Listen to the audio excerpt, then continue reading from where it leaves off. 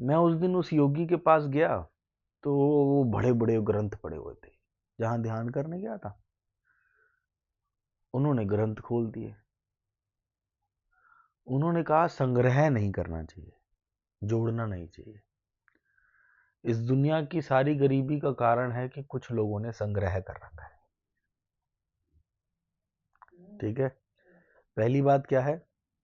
संग्रह नहीं करना। दूसरी बात वो ये बोलते हैं कि काम, मोह, क्रोध, ईर्ष्या, द्वेष, जलन, रिग्रेट, फियर, ये सब नहीं होंगे तो परमात्मा मिलेगा। अब आप मुझे ये बताओ,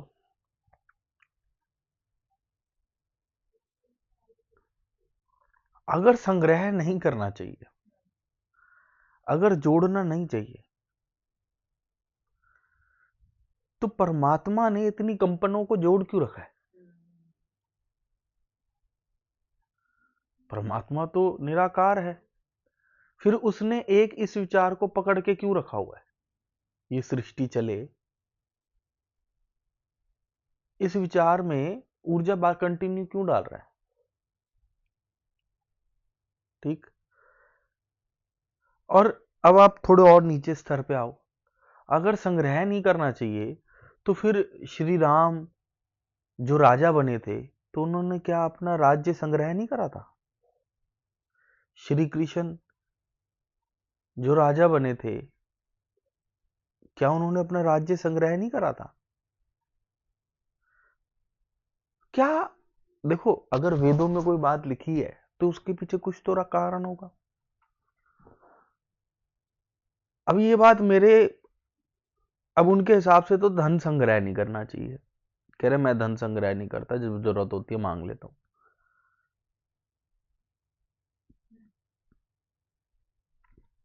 लोगों से। तो यही आप जो आपने मां बोला ना जवाब, वही उत्तर है। मैं इस पे मनन करता रहा, मैंने प्रभु ये बात तो सत्य नहीं हो सकती, सत्य क्या है वो मुझे जानना है। आप कभी सांसों को संग्रह करते हो दीदी?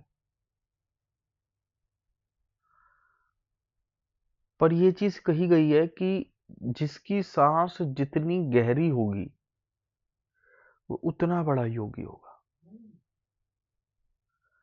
जैसे एक आदमी है, वो एक मिनट में अगर 20 बार सांस लेता है उसका अलग महत्व है, अगर वो 10 बार सांस लेता है उसका अलग महत्व है, अगर वो 7 बार लेता है उसका अलग महत्व है, वो 3 बार लेता है उसका अलग महत्व है, वो 2 बार लेता है उसका अलग महत्व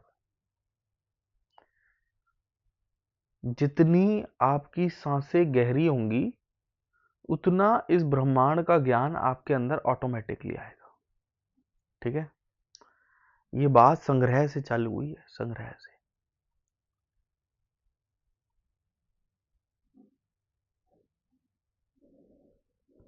अब जो ये ज्ञान है, ये सिंपल सा आप सांसों से कंसीडर करो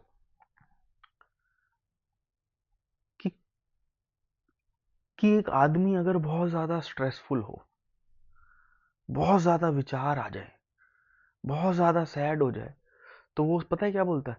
मुझे सांस नहीं आ रही।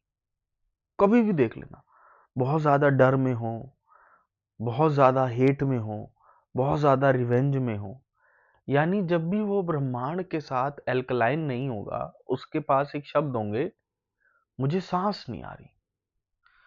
जबकि सांस तो ब्रह्मांड में अवेलेबल है, अगर मैं ले पा रहा हूं तो वो क्यों नहीं ले पा रहा?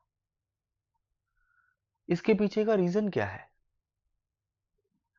इसके पीछे का रीजन है कि हम किसी थॉट, किसी इमोशन, किसी फीलिंग, किसी वांट, किसी डिजायर को पकड़ के बैठे हैं। और हम जिसको पकड़ के बैठे हैं ना, उसने एक ऐसा वैक्यूम पैदा कर दिया है कि ब्रीदिंग आने और आपके बीच में वो एक वैक्यूम पैदा हो गया। उन विचारों ने मिलके एक ऐसा माया जाल रच दिया है जिसकी वजह से वो ब्रीदिंग जो एफर्टलेस है वो आ ही नहीं रही। ठीक है, संग्रह नहीं करना ये एक्शन नहीं है।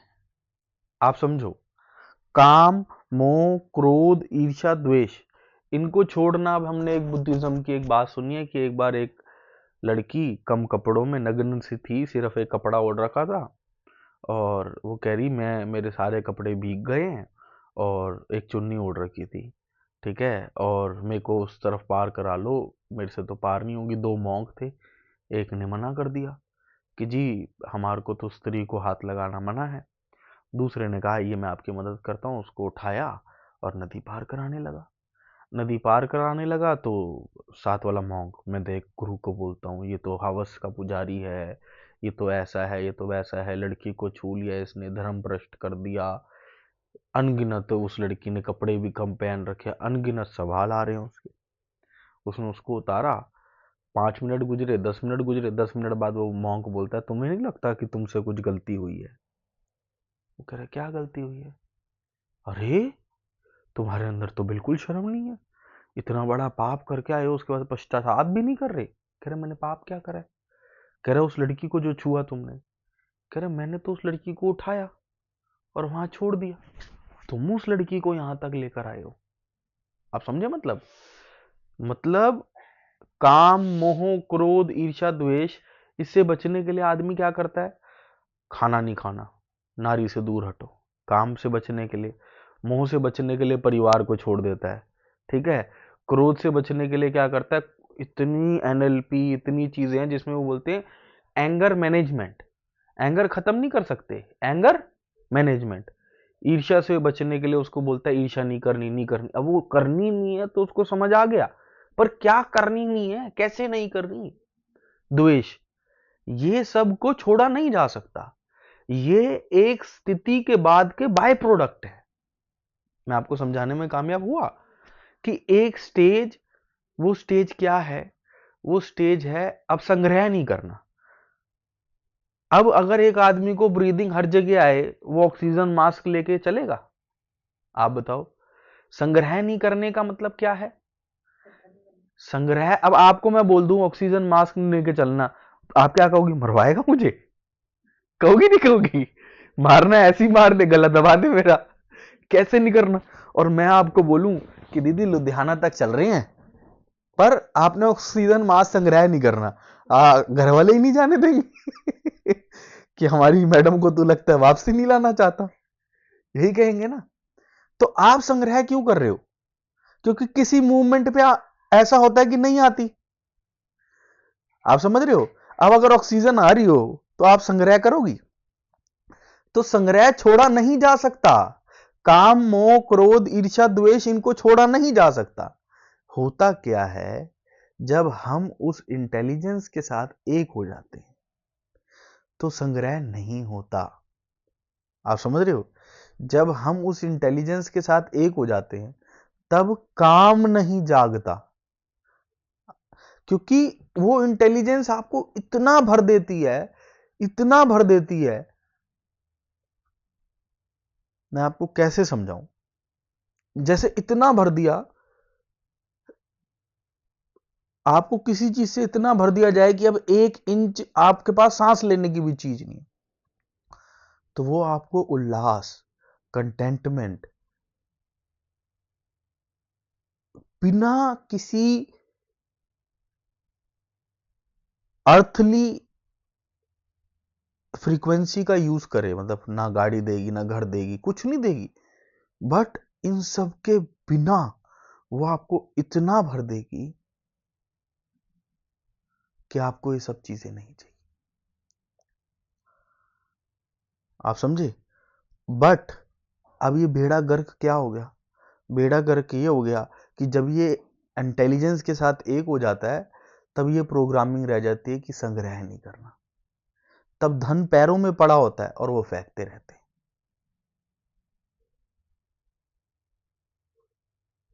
आप समझे? ऐसा नहीं करना। संग्रह नहीं करने का मतलब सिर्फ एक ही बात है, कोई भी विचार, कोई भी आचार विचार, कोई भी थिंग, उसको आप पकड़ के ना रखो। पकड़ के रखने का मतलब है ये दोबारा नहीं है। पकड़ के रखने का मतलब है ये मैंने दी है। जैसे ही आप इंटेलिजेंस के साथ एक हो गए, जैसे ही आप उस इंटेलिजेंस के साथ एक हो गए, अब आपको किसी भी चीज के लिए सोचने की जरूरत नहीं। अब आप ये देखो कि मन कैसे उलझाता है, इसकी चाल को समझो। अगर मेरे से 70-80 बंदे ध्यान करते हैं, तो उनमें से 90% लोग ना हमेशा ये बात कहते हैं कि पहले मैं बहुत बुरा हुआ करता था, अब मैं बहुत अच्छा हूं। अगर मैं चुप उनकी बात सुनता रहूं, तो वो 20 मिनट तक सिर्फ अपनी बड़ाई कर रहे हैं, अपने पहले वाले सेल्फ की बुराई कर रहे हैं और अपनी बुराई कर रहे हैं, और उन्हें ये नहीं पता कि ये वो नहीं कर रहे, ये वो मन करवा रहा है जो और गहरा नहीं जाना चाहता। आप समझ रहे हो मन ने चाल क्या चल रखी है? बाहर बाहर की जितने भी रिसोर्सेज हैं, आपका परिवार, आपके रिलेशनशिप, आपकी पावर, आपकी सत्ता, आपकी अर्निंग, इसको लेके आपको इनकम्प्लीट करेगा कि और चाहिए जी। ठीक है, आपके पास कितना भी धन आ जाए, ये आपको लेके इनकम्प्लीट करेगा। और अंदर की सत्ता, भाई साहब, अगर एक आदमी ने कोई मंत्र भी सीख लिया है ना, उससे भी वो उसको ईगो में भर देगा, फुल कर देगा। ठीक है, आप ये देखो, layer by layer, layer by layer, जितना ज्यादा आप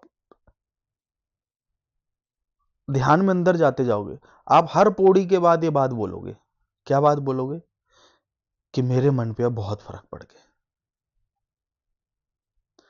आप समझ रहे हो? चाहे आपने अभी 15 दिन की सेशन लिए हो मेरे से, समझ रहे हो, 15 दिन के बाद आप बोलोगे कि आप तो एनलाइटेंड के पास पहुंच चुके हो। तो वहां पे जहां एक्चुअली में गहराई प्राप्त करनी है, उस तरफ नहीं ले जाता। जहां पर आप हो वहीं पे संतुष्ट कर देगा और आपसे गान गनवाता रहेगा। समझ रहे हो? क्या गान गनवाएगा? अब भैया मन पे स्थिरता थोड़ी सी, चाहे 5% प्राप्त हुई हो, तो वो जिसके पास 1% भी नहीं थी, उसके पास 5% है, वो उसी में गुनवाता रहेगा। पहले मेरे पास ये नहीं था, ये नहीं था, ये नहीं था, बीच बीच में गुस्सा हो जाता, ऐसे हो जाता था, वैसे होता था, अब तो साल में 4 बार होता हूं जी। ठीक है, और जो बाहर की चीजें हैं, जिसको लेके संतुष्ट होना है, उसको लेके असंतुष्ट करेगा। इन दोनों ही चीजों से उसको बल मिलता है। अब होना क्या चाहिए? बाहर की सिचुएशन जैसी भी हो, आपको संतोष रखना है, और अंदर की सिचुएशन जितनी भी गहरी हो, आपको हवा में नहीं उड़ना। अभी कुछ दिन पहले मैंने आपको बताया था कि आया हृदय में राम बसेंगे, ये आ गया। उसके बाद मैं ध्यान करने नैनीताल चला गया, तो हृदय में दिखी मणि, मणि दिखी, और एकदम से कबीर साहब का कोई दोहा याद आया जिसमें हृदय मणि की बात थी। अब कुछ दिन पहले कुंडलिनी, जो मैं आपको बता रहा था, सारे चक्रा प्रकाशित थे। अब मुझे समझ ना आए, मैं इस पे ध्यान दूं, मैं इस पे ध्यान दूं। अब इस मणि से क्या हुआ कि सब चीजें जो राममय हैं वो राममय दिखने लगी, और इस राममय को चलाने के लिए जो शक्ति चाहिए वो कुंडलिनी थी। अब दोनों दिख रही हैं। उसके बाद भी दीदी, मेरा सर दर्द होने लग गया, और मैंने सब छोड़ के सिर्फ स्पेस पे ध्यान दिया, सिर्फ स्पेस पे ध्यान दिया। और जब उस खालीपन पे ध्यान दिया, तब जाके मैं थोड़ा स्थिर हुआ। पर मुझे मेरी लाइफ का लेसन मिल गया कि इस दुनिया के अंदर कोई भी सिद्धि, चाहे बाहर के स्तर पे आए या अंदर के स्तर पे आए, कोई भी प्राप्ति, चाहे बाहर के स्तर पे आए चाहे अंदर के स्तर पे आए, साक्षात लक्ष्मी, वो जो 7 चक्रास लाइट वाले थे, वो लक्ष्मी थी, लक्ष्मी भी आए तो भी तुम्हारा मुख उनकी तरफ नहीं होना चाहिए। क्योंकि अगर तुमने उनकी तरफ मुख किया, तुमने उस प्राप्ति की तरफ मुख किया, विमुख भी नहीं होना। आप समझो, एक ऐसी स्टेज जहां पे आप ना तो उस चीज को लेके एक्साइटेड हो, ना ही आप उस चीज को लेके उसको फेंक रहे हो। ठीक है। जैसे आज आपके शरीर में बल है, आपसे कमजोर आदमी कहे कि भाई तेरे शरीर में तो बल है, हाँ है, ठीक है प्रभु मेरे। मुझे पता चला कि कोई भी प्राप्ति आए, चाहे अंदर के स्तर पे या बाहर के स्तर पे, जो सुकून है वो सिर्फ स्पेस में। और इस पूरी गेम में ये जो मैट्रिक्स ने चल रखा है, इसमें मैं मूर्ति पूजन के लिए मना क्यों करता हूं?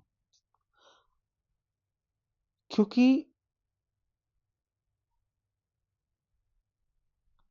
अगर आपने प्रभु को बाहर देख लिया,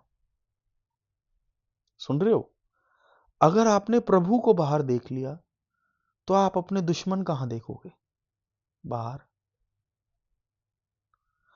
और आपका सबसे बड़ा दुश्मन इस शरीर के अंदर बैठा है। ये तो जब आप एक मन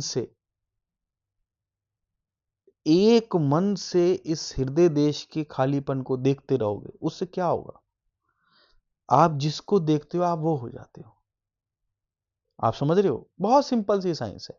आप जिसको देखते हो आप वो हो जाते हो। मैंने बचपन में धूम मूवी देखी थी, मेरा मन कर रहा था कि मैं स्पोर्ट्स बाइक भगाऊं। हम कोई हॉरर मूवी देखते हैं, डर जाते हैं, कोई एंगर वाली मूवी देखते हैं, एकदम से आक्रोश आ जाता है। आप जिसको देखते हो आप वो हो जाते हो। जब आप हृदय देश के इस खालीपन के होश में रहोगे, बिना किसी आस, बिना किसी उम्मीद के, आप वो होते जाओगे। जब आप वो होते जाओगे तो यहां पे बैठा हुआ दुश्मन जो आपको बाहर की तरफ फेंक रहा है, वो आपको बार बार बाहर की तरफ फेंकने की कोशिश करेगा। पर बार बार अंदर की तरफ आना, और एक दिन वो बल आएगा कि गौतम बुद्धा की तरह वो तुम्हें भी बोलेगा कि अब तेरे तप की सीमा आ गई है। वो आपके तप की सीमा नहीं है, वो उसके अंत की सीमा है। उससे पहले वो आपको उलझाता रहेगा। बुरा जो देखन मैं चला, बुरा ना मिलिया कोई, जो मन देखो अपना, मुझसे बुरा ना कोई। कबीर साहब, मुझसे बुरा ना कोई मतलब मुझसे बुरा नहीं, इस शरीर रूपी में मैं, इस शरीर में मैं रूपी जो मन है, उससे बुरा ना कोई। आपके जितने भी दोस्त, आपके जितने भी दुश्मन, ये सब इस पे डिपेंड करता है। ये काम, मोह, क्रोध, ईर्ष्या, द्वेष, ये सब इसके दिए हुए। आंख बंद करके एक मन के साथ बस इस खालीपन के होश में रहो कि यही मेरा प्यारा है। वो आपको बार बार बाहर फेंकेगा, शक्ति दे देगा। चल यार, इसको 5 दिन शक्ति दे देता हूं, स्कूल की तरफ भागे। आप भागने लग जाओ। नहीं, अब कल मुझे कहा कि बिल्कुल ठीक, मैं नहीं, क्योंकि फिर भाग जाऊं। मैंने कहा इस बार इस मन को ठीक करके मानूंगा। तो जितना हो रहा है, मैं अब आपके जाने के बाद कोई फोन ऑफ, और पूरा दिन ध्यान कि जब इससे बुरा ना कोई, इससे बुरा कोई नहीं है, और ये मेरे अंदर है। इसको निकालने के बाद जो भी होगा वो इससे बुरा तो हो ही नहीं सकता। नहीं, अब मैं कहूं कुछ बुरा हो जाएगा, तो जब इससे बुरा कुछ है ही नहीं, और इससे निकालने के बाद उससे बुरा क्या रह जाएगा? तो है, पता है क्या दीदी, जो सबसे बुरा है, हम उसके साथ चलते चलते इस जीवन में खो रहे। और मैं बस 2 चीजों के खिलाफ हूं। एक, मूर्ति पूजन, मुझे कोई परहेज नहीं है। पर आप ये देखो कि मूर्ति पूजन में क्या होता है। अब आपने एक छोटी सी मूर्ति बना रखी, ठीक है, जब कोई बड़ा काम हो, अब आज कोई 50, आपके लिए नहीं, एक नॉर्मल के लिए बोल रहा हूँ। आज वो एक गुरुद्वारे में जा रहा है, ठीक है। जब कोई बड़ा काम हो उसके लिए, जैसे आज आपके लिए जो 100 करोड़ की वैल्यू है, वैसा काम, वो क्या बोलेगा? अमृतसर चलना है। बोलेगा नहीं बोलेगा? ठीक है, मैंने मन्नत मांगी, अमृतसर पूरी होनी है। क्यों? क्योंकि वो बड़ा गुरुद्वारा है। ये नुकसान है मूर्ति पूजन का। छोटी मूर्ति, बड़ी मूर्ति, बड़ी हनुमान जी की मूर्ति है, वहां मुराद जल्दी पूरी होगी। आप समझ रहे हो? यानी हनुमान में बल नहीं है, हनुमान के बल को भी बांट दिया। क्या ऐसा नहीं होता दीदी? जो आदमी जिस भी धर्म को फॉलो करता हो, उसको कोई बड़ी बात करनी हो, उसको लगता है ये इस गुरुद्वारे में नहीं हो सकती, इसके लिए मुझे अमृतसर जाना पड़ेगा, और एक बारी में नहीं हो सकती, मुझे चलिया लेना पड़ेगा। होता है नहीं होता? नॉर्मल आप देखते नहीं देखते? मैं सिर्फ उसके लिए नहीं, हमारे में होता है, मैंने चलिए लिए। ये नुकसान है। तो जब वो बड़ा मंदिर आपने पकड़ लिया, तो छोटे मंदिर को तो आपके माइंड ने ही छोटा कर दिया, तो फिर अब वो काम कहां से पूरा करेगा? अब जो बिल्कुल जड़ से स्टार्ट हुए हैं उनके लिए ठीक है, पर आपको पता होना चाहिए कि किसी समय पे इसको छोड़ना है। धन्य ने फेत से झूठे पत्थर में से कृष्णा प्रकट कर दिए थे। मैं मान समझे नहीं, मैं इस बात को मानता हूं। फेथ की बात है, बिलीव। नहीं, बिलीव, आप समझे नहीं। जैसे एक टीचर के पास जाकर 100 में से एक आदमी आईएएस लग रहा है, और एक के पास जाके 15 लग रहे हैं, तो कौन बढ़िया? तो मैं ये कहता हूं, ये जो फेथ है, ये जो बिलीव है, ये सत्य पे ही ले चलो ना। आज ही बच्चों को बता दो कि बेटा ये हृदय देश में जो खालीपन है यही सत्य है। अपने सारे इमोशन, सारे फीलिंग इस जगह डाल दो।